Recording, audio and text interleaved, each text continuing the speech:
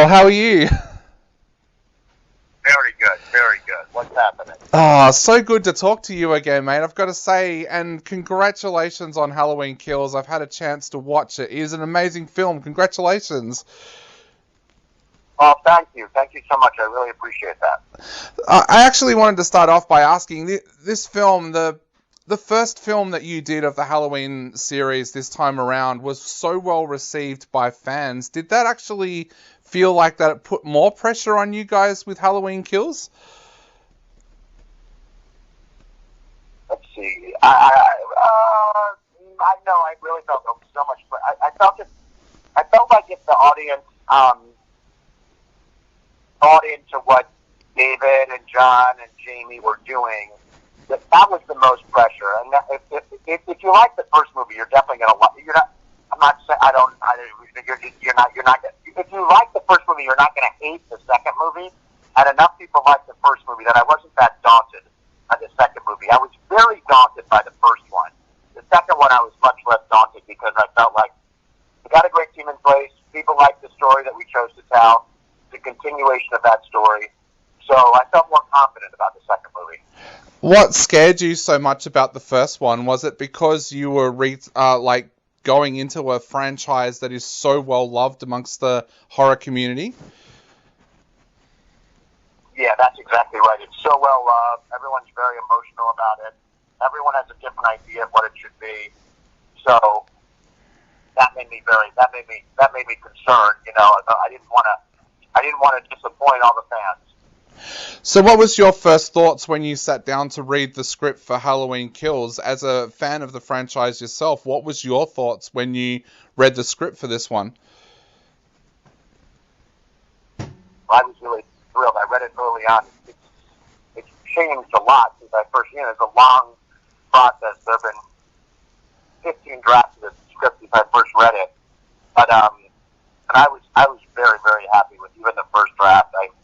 I think David and Danny are great writers. David is a really talented filmmaker. So when I read it, I was really excited. I mean, it's super violent, one of the most violent Halloween movies, and I thought that would be fun to do.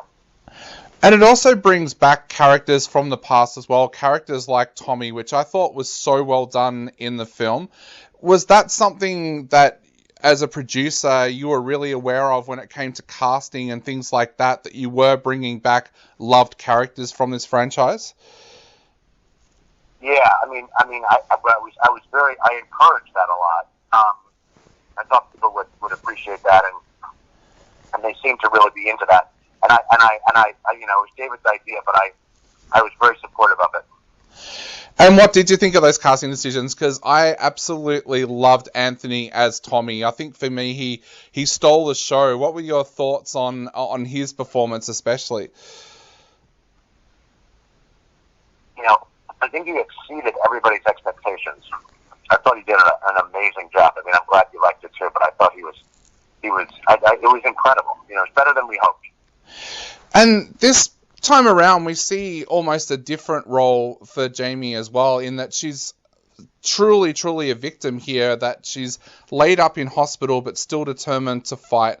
What was that storyline like for you to help play out? Because that, to me, actually gave this film more power, because she's so vulnerable in this film.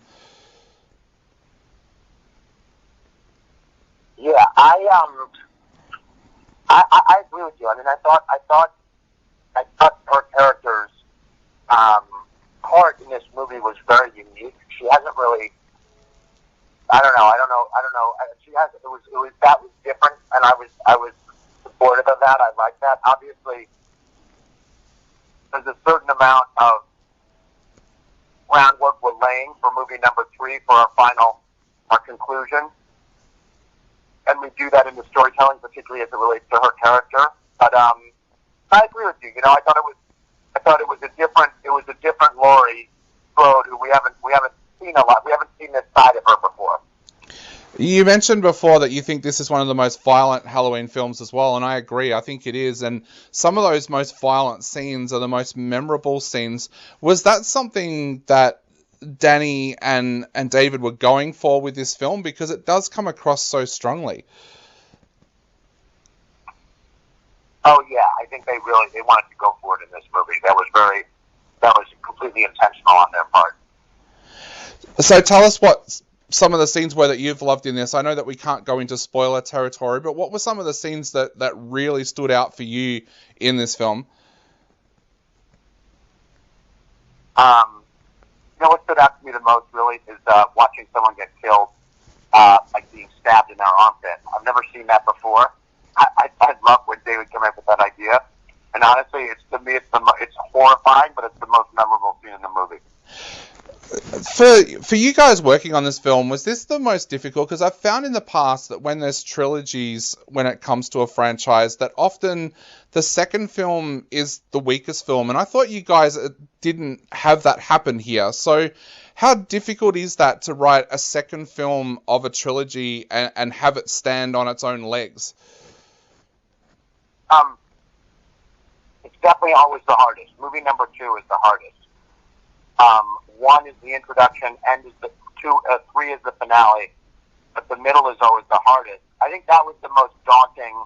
That was the biggest challenge in the writing of the script, and I appreciate what you said. I mean, I think David and Danny tackled that extremely well. I think the movie works on its own, but in that sense, this is definitely the hardest movie to do for sure. So, Jason, tell us a little bit about your past with the Halloween franchise from the very start. Can you remember the first time you watched the original Halloween, and were you instantly enthralled and in love with it?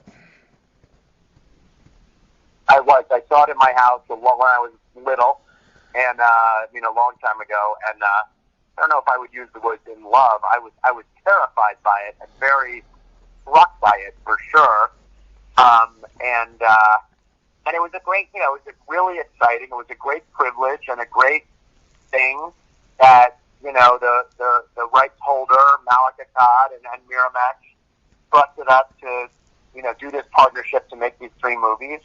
I was really proud that the company got to the place where we were able to do that, and they would consider that. And it was, it was a big, big moment in our company's in the history of the company. It was a big, big moment for us to get them to agree to trust us to bring the next installments of Halloween to life.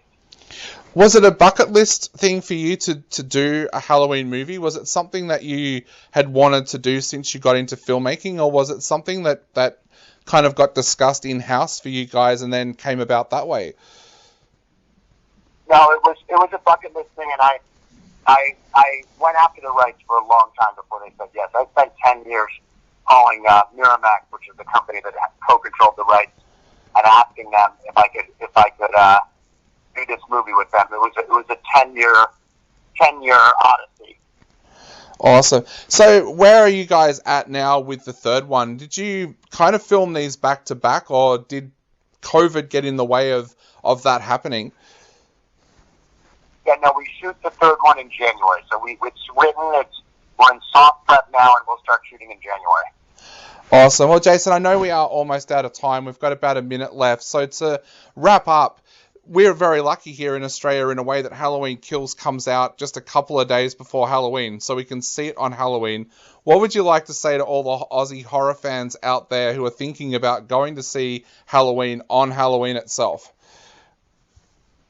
I would say if you're going to see Halloween on Halloween itself, it'll make it even more scary, and I suggest they bring a seatbelt to the movie theater. Otherwise, they'll wind up on the floor. Definitely. Well, Jason, thank you so much for taking the time to chat to us. It's been an absolute pleasure, and as a big horror fan now, I've got to say I've got to wait now for the countdown for the next Halloween film. I love it.